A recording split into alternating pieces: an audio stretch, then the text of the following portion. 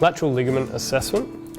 I like having the patient's foot off the edge of the bed because you need to be able to move it to assess the ligaments, to put them on tone to see them nicely.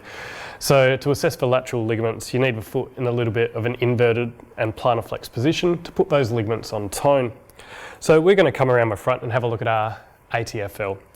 ATFL runs pretty much parallel to the sole of the foot.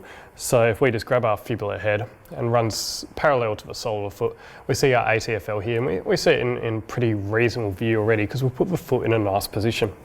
We want to make it just a little bit nicer.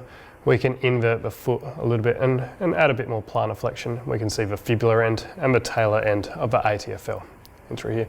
Very nice looking ATFL. If you take it off tone, if the foot's dorsiflexed, it balls itself up, wraps itself up. So you need it on tone, you need it stretched out. Bit of plantar flexion, bit of inversion, you see your ATFL nicely. From here, we're going to go around to our Calcaneofibular ligament. So we're going to orientate our probe from our fibula down towards the point of the calcaneus. So we're going to have a look at our peroneal tendons, and we're going to have a look underneath our peroneals. So I'm just going to fan forward and back till I start to get some of the Calcaneofibular ligament in through here. If your patient has really bony ankles, add more gel. Fill up all those bony voids. So we grab our peroneals, find part of that Calcaneofibular ligament, and now to put this on tone, we need to invert the foot a little bit and add a bit of dorsiflexion to stretch it on out. And then we see quite nicely our Calcaneofibular ligament in through here. So putting it on tone. So think about how you injure your Calcaneofibular ligament. It's a dorsiflexion inversion injury. You need to put it on tone to see the same. So inversion, dorsiflexion. We can see our fibular end and our calcaneal end very nicely. And when our CFL is intact, it should act kind of as the trampoline to the bottom of your peroneals. It should lift the peroneals up and they should bounce on top of it with your subtalar joint sitting underneath. Out in through there, relax. From here, we're going to talk about our peroneal tendon. So we're just going to follow our peroneals up and around. So peroneal tendinopathy is quite a common pathology, especially in people with high arched feet.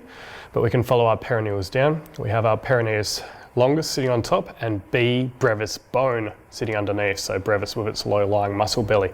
So brevis sitting under there closest to the fibula. As they go and wrap themselves around the fibula, over the subtalar joint,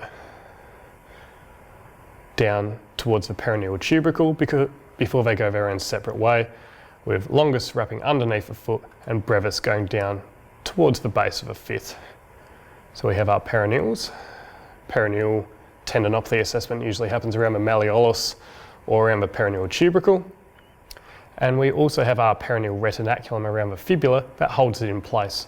So here we have our peroneal retinaculum. So if you have your snapping or dislocating peroneals, this is where you'd assess for it with a bit of a circular movement, a bit of active eversion. We'll often get them to snap and click. The other ligament we want to assess, and it's a really important one to assess and very easy to do, is our anterior inferior tib fib ligament. So we're going to go from our ATFL assessment from the sole of the foot, parallel with the sole of the foot, and now what we're going to do is we're going to rotate our probe around. So we're going to keep the fibular end anchored, and we're going to rotate our talar end up till we get onto the tibia. Rotate around there, and then we get onto the tibia up in through here. This is as we get down just here to our AITFL, our anterior inferior tibiofibular ligament.